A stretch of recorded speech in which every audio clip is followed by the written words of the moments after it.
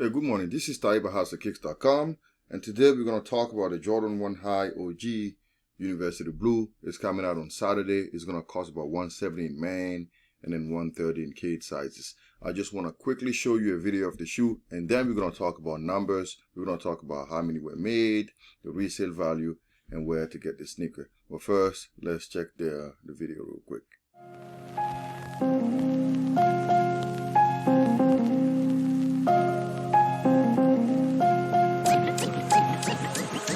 Go.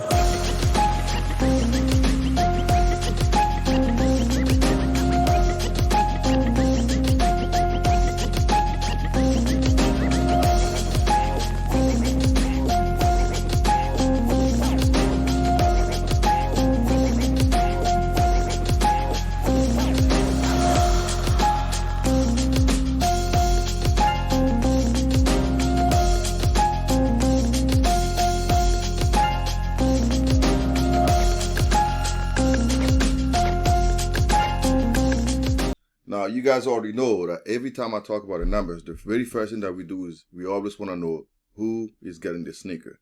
So we'll talk about the stockists.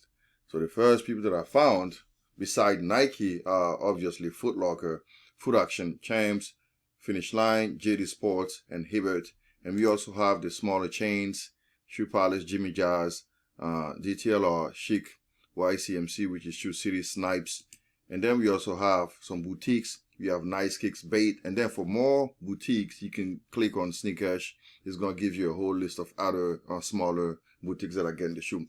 Now, for the most part, I don't really like wasting my time on like finding numbers on the boutiques because their numbers are not really significant. So basically what I did was I went to the Foot Locker app to try to see how many stores were going to get it. So I established some kind of pattern. So what I realized is like 70% of all the Foot Lockers are going to get the shoe. And for Champs and Foot Action, it's going to be about 60%.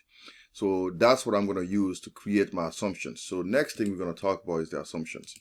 So the assumption is basically for Foot Locker and Foot Action and Champs, I'm going to assume that they get about 40% of the total inventory. And then we're also going to assume that the rest of the minor and the major chains are going to get about 40%. And then we're going to give Nike the other 20%. Now, since we assume that 70% of the Foot Locker are getting it and 60% for Foot Action and Champs, the total for Foot Locker will be obviously 700, and for Foot Action will be 126, and for Champs 328 on Champs store. Now, I'm also going to assume that all the House of Hoops are going to get the shoe. That's a guarantee. So there's a total of like 170 House of Hoops. So we're going to get that. And then I'm going to have to add some more assumptions. I'm going to add that 48 pairs are going to be allocated to House of Hoops. From Foot Locker, Champs, and Foot Action, we're going to give them 12 pairs and 12 pairs and 12 pairs. And then we're going to also give Foot Locker, Foot Action, and Champs online about a third of the total the physical stores are getting. And then we're also going to give East Bay a quarter of what Foot Locker, Champs, and Foot Action are getting. So that's a whole bunch of assumptions. Now the next thing is just pretty much getting the numbers. So for the numbers, for Foot Locker, it's just 530 times 12 because we took away from the 700. We know that House of Hoops are going to get it. So for House of Hoops, it's going to be 170 times 48, which is 8160. And then for Foot Action physical, it's going to be 126 times 12, which I got here. And for Champs, it's going to be 328 times 12, which is 3,936 pairs. And then for the online allocation, we total up all these numbers divided by 3 based on our assumptions. And that came up to 6,656 pairs. And then for East Bay, we're going to take that number and divide it by 4. We get 1,664 pairs. And then the total for Foot Locker alone and its derivatives is going to be adding all these numbers together. I came up with 28,288 pairs. Now, since we assume that Foot Locker is getting 40%, at the outset, all we have to do is just find the remaining 60%, which is pretty much 40% plus 40% plus 20%, which is basically 28,288, 28,288, and then 28,288 by 2. It came up with 70,720 pairs. Now, this is just for the USA. So I can stretch this number to like 140,000 to say that would be the total global production for the Air Jordan 1 University Blue. Now, every time I run my numbers, I'm always cautious because I want to tell you guys, I don't work for the brands. I don't work for any of the retailers. So every number that I ever get is basically solely based on my assumptions. So take these numbers with a grain of salt. Don't quote me on it. Just use it to help you with your buying purchase, with your buying your purchase basically. Now we're going to talk about resale. So let's do that. Resale, I want to go back and show you a chart, and then we're gonna break that down. So this is resale. This is an incredible shoe, guys. Look, from size 6.5 all the way to 14. 6.5 is going for like $821. For 14 is $550, and any other size is anywhere between $450 all the way up to like almost $510. This is going to be an incredible shoe, and this just shows me that this shoe is pretty limited.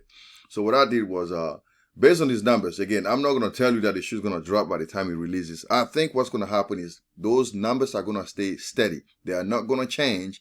As a matter of fact, I'm thinking as soon as the shoe drops, within a 15 or 30 days span, it's going to keep going up again. So this shoe is going to be phenomenal as far as like resale is concerned.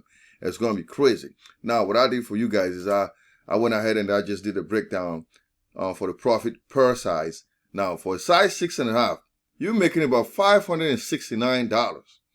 Any other size, before 14, you're making between $250 all the way to like $270, almost $280. This shoe is incredible.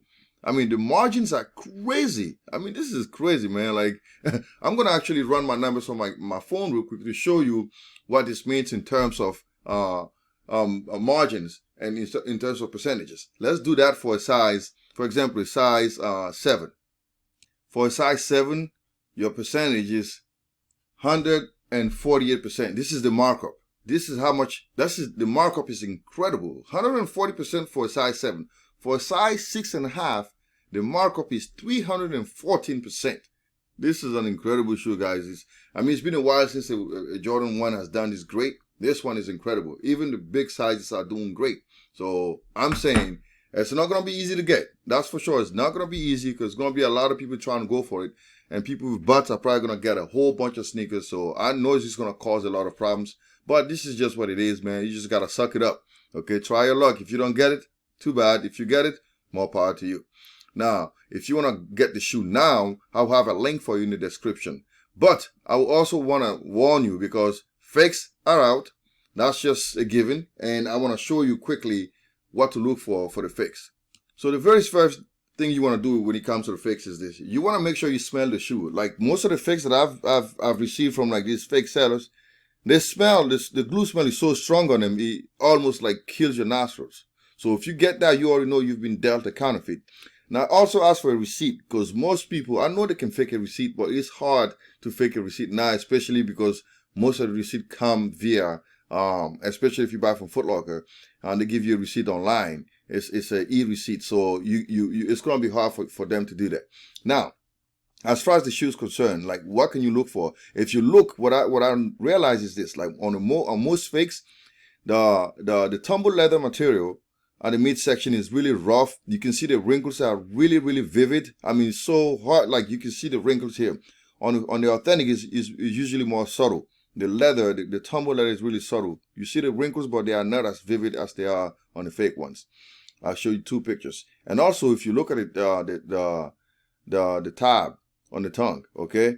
The position of the Nike Air, you can kind of see that it's elevated here. Like on the top of the Nike is adjacent to the top of the tab. And at the bottom, there's no spacing on the authentic. There's spacing on the fake one. So you can always go back on my website and look at this thoroughly because these are preventive ways. I don't have the shoes on hand yet, but pretty much what I've noticed, this is pretty consistent with what I've noticed. All right, so I know this is for sure good ways to like authenticate it. And then also the box. If you look at the box here, right? On the authentic pair, the 8.5 is a little more bold because this is the USA. They want to highlight it. On this fake one, it's not as highlighted as it is on the authentic. You can look at it here too. Like the 7.5 is more highlighted. And they do the opposite on the fake ones. The remaining letters and the remaining digits are more highlighted on the fakes. So you can always go back on my website and read the entire article. But I'm planning on trying to see if I can get a shoe. If I can get a pair, then I'm going to do a thorough review on it.